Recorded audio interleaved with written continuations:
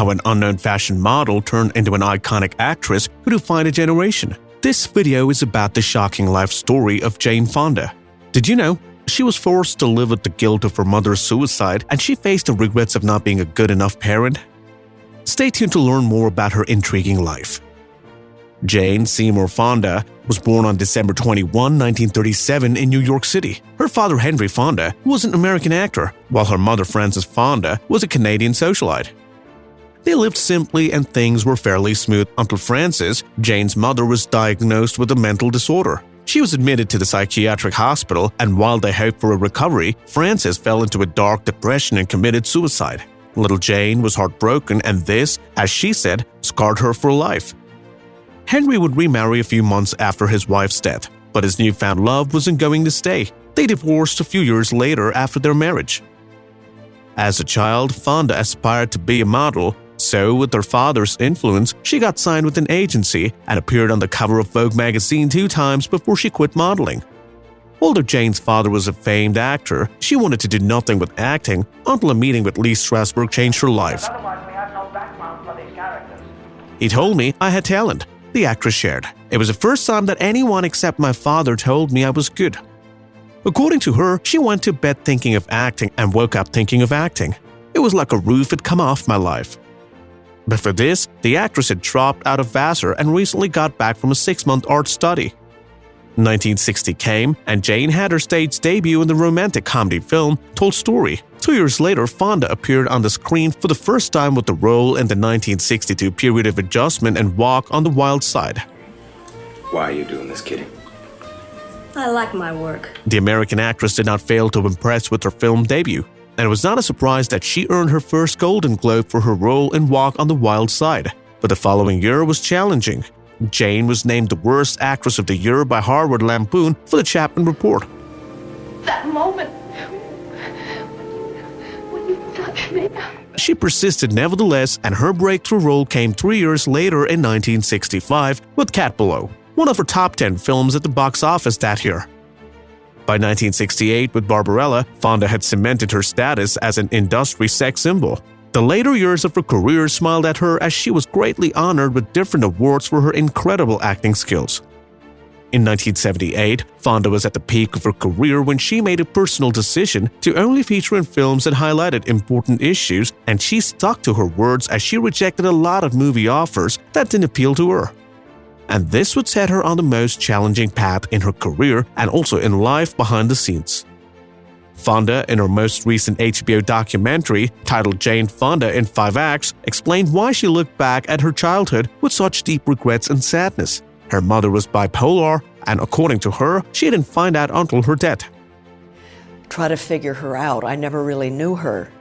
The memory of this would forever taunt her as she has to live in regret of the things that she did and said in ignorance. But in all, she loved her mother, and her death destabilized their home. Jane's mother committed suicide in the most agonizing way. She slit her throat with a razor in a mental institution.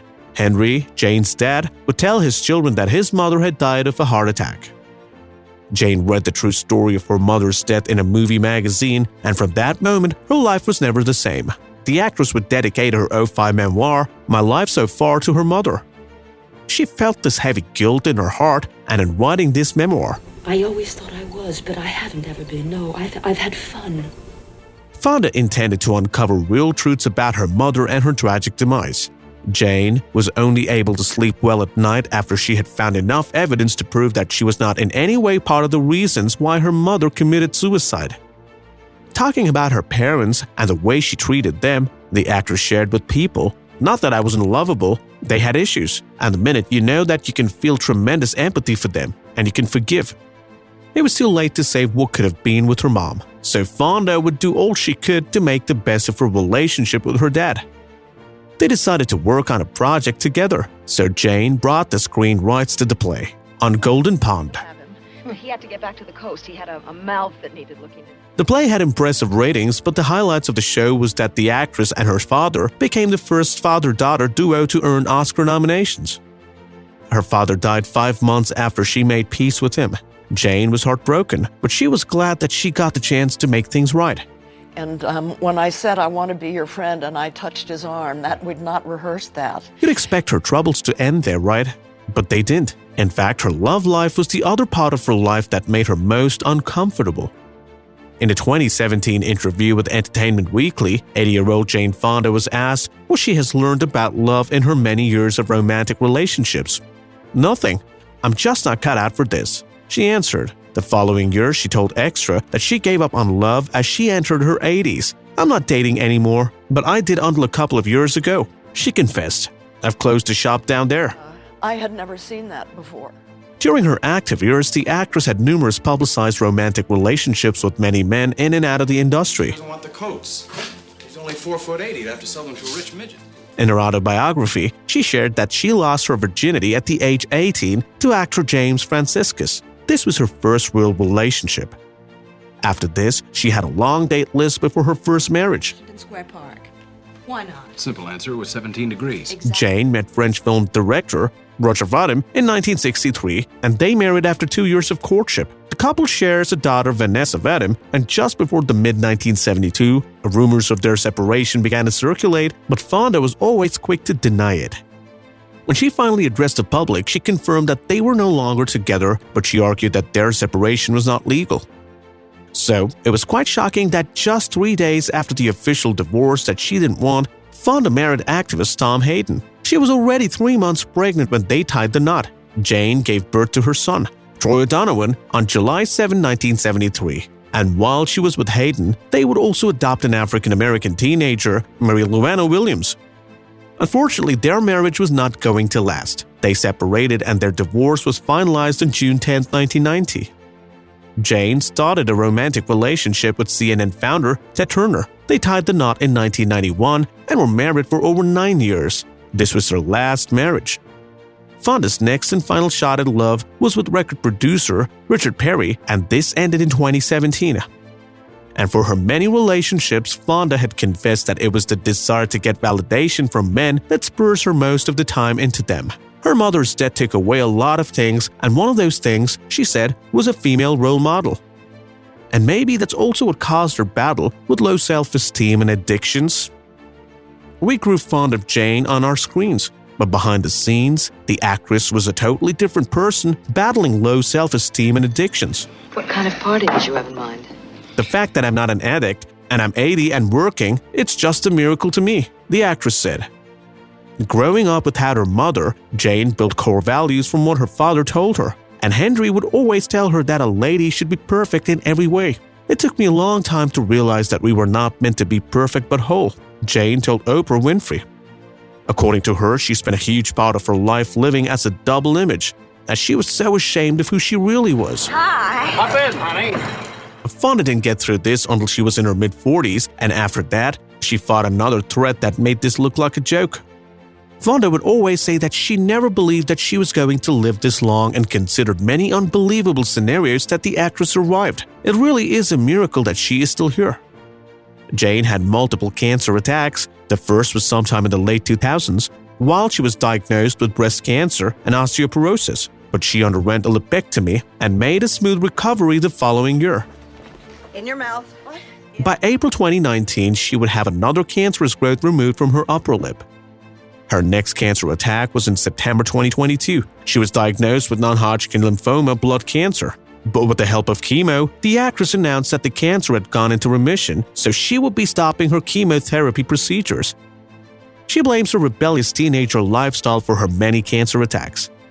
As a teenager, Jane loved sunbathing. In her own words, she worshipped the sun and would spend long hours under it. She just found out a little too late that all that radiation was harmful to her body. Fonda, amid her many health issues in old age, still maintains that she wouldn't want to relive her teenage years if she had the opportunity. She enjoys her old age and the intentionality that comes with choosing how the last chapter of her life would end. In 1982, Jane Fonda released a VHS called Jane Fonda's Workout, which was based on her New York best-selling exercise book. The tape became one of the best-selling tapes in history, with over 17 million copies sold worldwide. But what many people might not know is that Jane hated every moment of exercise. According to her, she would always give excuses as a teenager to skip PE classes. One time, her friends managed to drag her to an indoor spin class, and Fonda spent the next 5 days in the hospital. So, how was she able to do the VHS with such ease? Jane Fonda was born with a rare condition known as double joint tendons, which allows her arms to move beyond the usual range of motion. With this ability, the Oscar-winning actress could perform activities such as yoga and Pilates with ease. The actress also shared that she could take on challenging roles in the industry because of her arm's flexibility. Her role in the 1968 sci-fi film Barbarella, where she played an astronaut sent from the future to stop an evil scientist, would have been very strenuous if not for the way her arms moved. And this would come in handy. 36-year-old Jane Fonda took everyone by surprise when she broke out of handcuffs on her way out to the courtroom after a night in jail. The actress has always unashamedly publicized her rebellious lifestyle in the early stages of her life. She was apprehended by the Cleveland police and was charged with drug smuggling, and the orders for her arrest were directly from Nixon White House. So, on their way to the courtroom, Fonda, who was in cuffs, somehow managed to throw a power to the people fist at her visitors, and the guards could not believe what had happened. "I have double-jointed hands, and so I made my hand real small and got out of handcuffs before the police women knew what was going on," the actress explained. Fonda was released the very next day as the government did not want to press charges for some reason, but she was fined up to $5,500. You might be wondering why the actress has become the government's top priority in recent years. Here's why. The activism upon which I embarked in the 1970s changed me forever in terms of how I saw the world and my place in it, Jane wrote, and part of that meant refusing to look the way I was supposed to anymore. Before 1970, Fonda was a well-established industry sex symbol until she found a cause that she described as her life's purpose. Her activism made her become very picky about the kind of role she accepted, making her reject roles that she didn't reflect her newfound identity no matter how much they paid. The actress fights for causes like Black Lives Matter movements and environmental crisis. She would also lend her voice to the civil rights protests in America and would participate in ending the Vietnam War.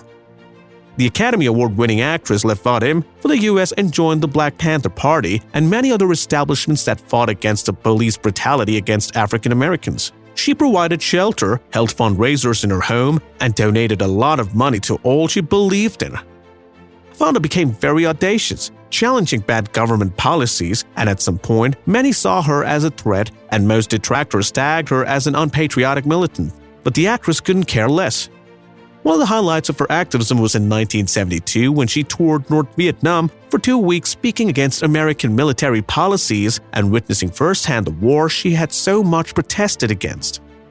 Fonda would decide to embody most of her political ideas with the movies she featured in, films like Coming Home, the 1980 movie 9 to 5, where Dolly Parton and Lily Tomlin would stress the issues of sexual harassment, unequal pay, and the lack of child care. Even her popular workout video were inspired by her political causes. Jane would turn in all profits she made from over 17 million copies of sales to the campaign of economy democracy. The actress has been arrested multiple times for civil disobedience and will continue one of her many protests even during the COVID-19 pandemic. And when she was not protesting, she was hosting live Instagram videos with many other activities, political figures, and celebrities. Fonda has dedicated the rest of her life to helping others find their voice, enlightening the public on climate change, sexism, and racism. All in all, she takes pride in being a terror to bad governance. But from all of that cause she partook in, parenting is the toughest. I regret that I wasn't a better parent. James Fonda could face any kind of government fighting for the rights of people she might never meet, but the Grace and Frankie star has admitted that she hasn't been all that she should be for her children. The actress has 3 children. Vanessa Vadim, her first daughter like her, is passionate about helping people. She's also a film writer, producer, and director. Tony Garrity, her only son, was born on July 7, 1973. Tony would grow to join the family business. He's a famed actor who has many honors to his name. And Jane's last child is Mary Luana Williams, a girl she adopted during one of her many activism campaigns. Mary's father was in prison and her mother was an alcoholic who struggled to support her 2 daughters. Her oldest sister got into substance abuse and prostitution. Jane, moved by compassion, decided to adopt her. She was 14 years old when she moved in with the actress. Fonda might not be the mom of the year, but she still doesn't consider herself a bad parent. "I'm trying to make up for what I didn't know before," the actress confessed. "When I die, I want my family to be around me. I want them to love me, and I have to earn that. I'm still working on that. What is she doing now? Jane announced her retirement in 1991 after 3 decades of active film work, and she made a surprising return 14 years later with the box office success Monsters-in-Law, where she starred alongside Jennifer Lopez. The actress made yet another shocking return to Broadway in 2009 after 1963, playing Catherine Brandett in Moses Kaufman's 33 Variations. In 2013, the actress starred in The Butler, and the next year she proved to be the busiest. She appeared in the comedy drama Better Living Through Chemistry and This Is Where I Lived. She also voiced a character on The Simpsons. Jane was a co-lead in the Netflix series Grace and Frankie, which premiered online on May 8, 2015, and ran 7 seasons. In 2017, Fonda reteamed with famed producer Robert Redford on the 2017 romantic drama Our Souls at Night. In 2021, the actress appeared in the 6th and final seasons of Grace and Frankie. She's expected in the 2nd installment of Amazon Prime's video, Yearly Departed. The actress shared with People magazine that she hopes that her life becomes an example for young people. I've lived a good life, I've lived a productive and intentional life, and I knew I couldn't make it any